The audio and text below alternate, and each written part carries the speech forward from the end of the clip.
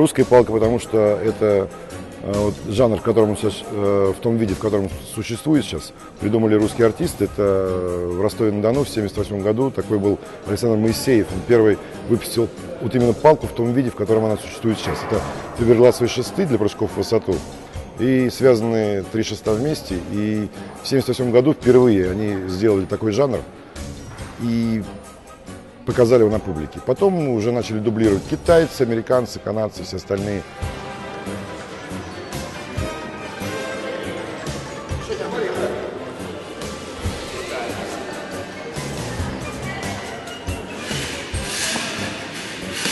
Это очень, по идее, сложный трюк, потому что его никто сейчас не делает.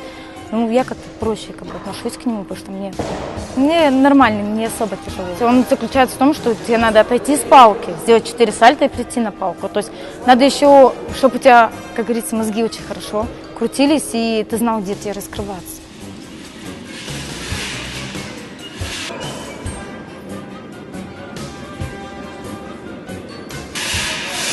Дело в том, что мы нашему государству не нужны. Вот дзюдо интересно, да, президенту? У нас все нормально с дзюдо. У нас там куча золотых медалей на чемпионатах мира, потому что все финансируется, все курируется, все помогается, все остальное.